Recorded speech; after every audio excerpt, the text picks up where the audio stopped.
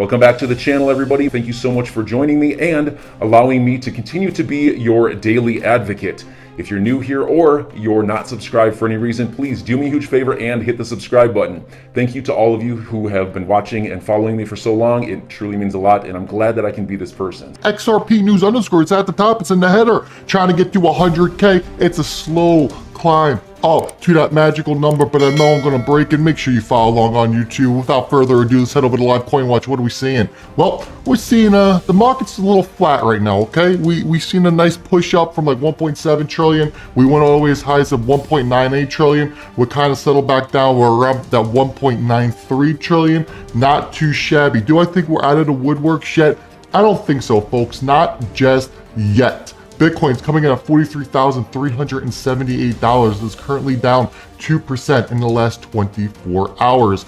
Our beloved XRP is coming in at a mean, lean 76 cents. It is currently down 1.81% in the past 24 hours. Now, let me tell you this about XRP. It seems XRP has really seemed to find a healthy range for itself, right? It's floating around the 70-80 cent region.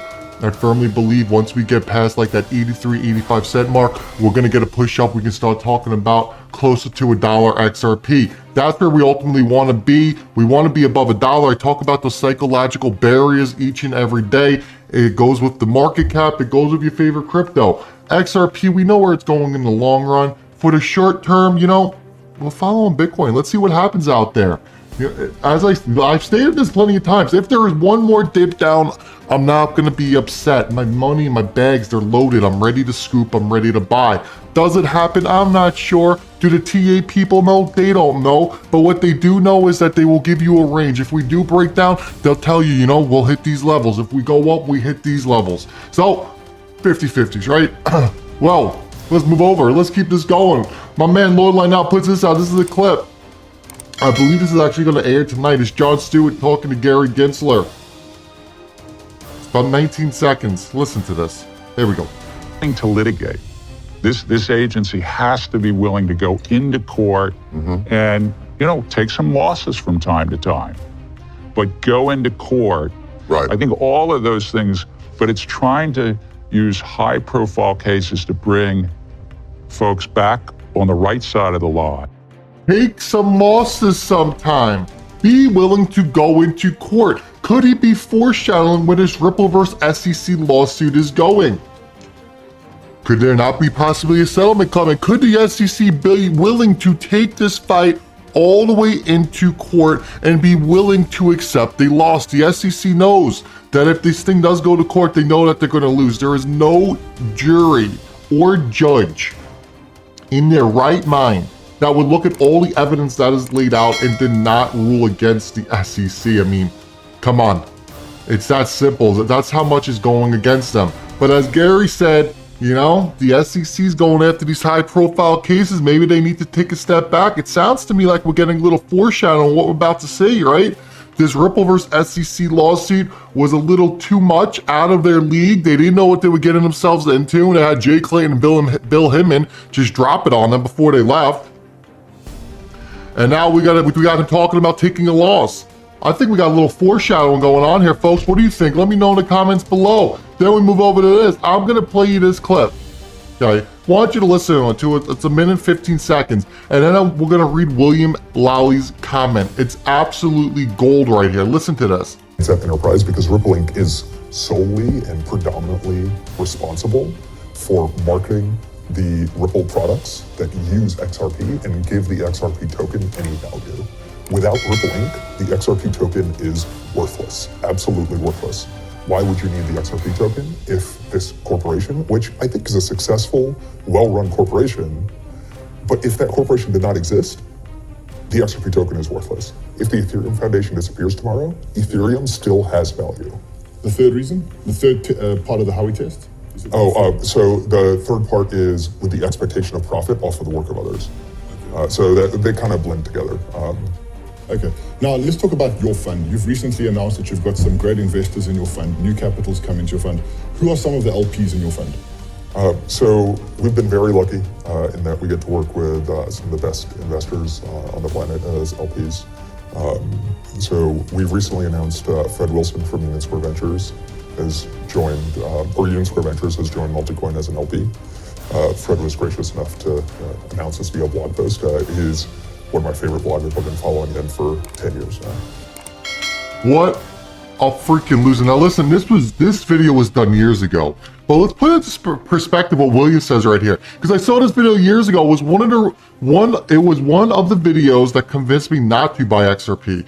Only after I got my master's degree in crypto did I realize the value of XRP and the subsids value of Ethereum. I reversed investment course immediately. You're 100% right. This guy put out, there was so much fun back in the day about Ripple and XRP. I mean, this guy's clearly stating, which is 100% a lie, if Ripple goes away, XRP dies. We know that is the biggest lie in the world. But if Ethereum goes away, don't worry, Ethereum lives on. Please, all these maxis, and now look where we're going. You are seeing the tides turn.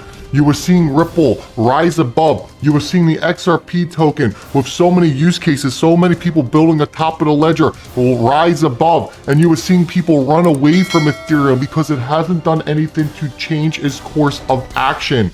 I would love to get an updated interview from this guy, but you wanna know what the sad thing is? This guy probably doesn't even exist anymore. His fund probably failed because of his poor decisions and investment choices. Then we move over to this. From PR Newswire. Whoa, look what do we have here? Let's just pull up the article, huh? Blockchain company. Oh, hope I didn't lose it. Blockchain company Consensus faces a multi-billion-dollar audit as shareholders claim broad breaches fiduciary duties. So what's going on here? I'll tell you what's going on. Lubin's in some trouble. They're getting sued. Yeah, they're getting sued. How awesome. Now listen, I've been talking to a project that's coming to the XRP ledger, XParrots. If you haven't picked up your XParrot yet, I suggest you head over to Solo. To 75 XRP per each XParrot. What is that? It's dirt cheap. That's what it comes out to. But why do you want to hold XParrot? And here's the website, and here's some of the cool things they're doing, and here's some of their NFTs, because they have an airdrop. They are giving you an airdrop of a utility token called XRain. The first airdrop is starting very soon. You gotta head to the Discord. I'm gonna link it. But the more XParrot you hold, the more XRain you get, the more XRain you're gonna be able to spend. Keep your eyes on this project, folks. It is going to be a massive one. And then James Rule puts this out. Ripple is the biggest spending crypto company in the United States over the past 5 years, with lobbying expenses totaling near $2 million. US crypto lobbying expenditures doubled in 2021. Here are the biggest spenders. So here's the article. You can see the money going up. And what do we find out of all this?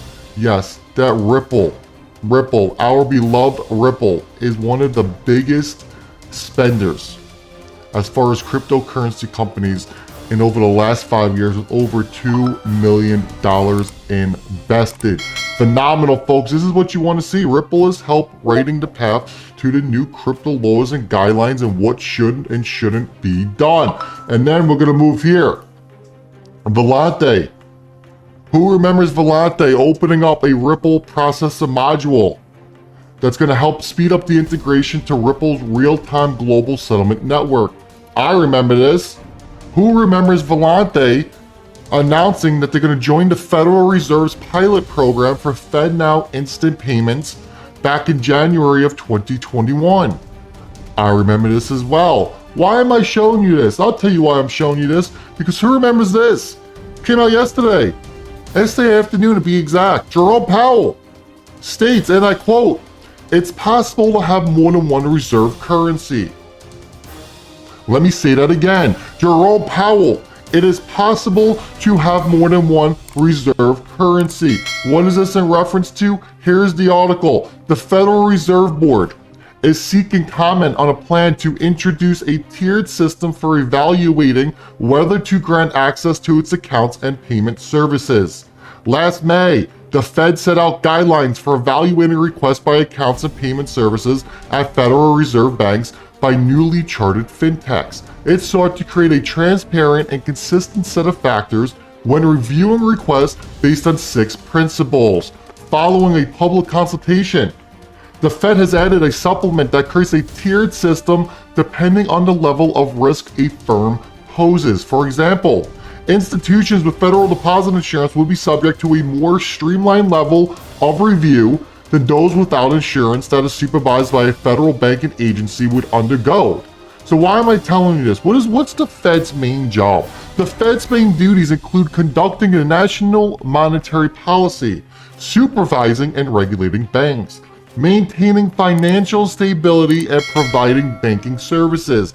Those are all the Fed's main job. Well, let's tie this all back in. Who did Ripple just partner with? The Republic of Palau. Why? To help them develop a digital currency strategy. What kind of currency are they using over in the Republic of Palau? The US dollar.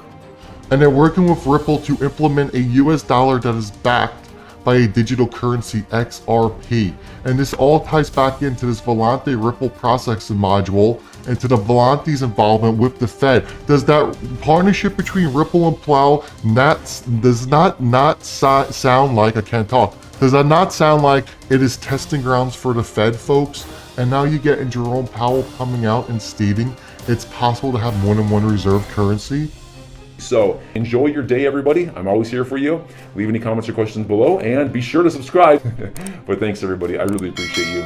Enjoy your day, and I always have your back. So thanks so much, everybody.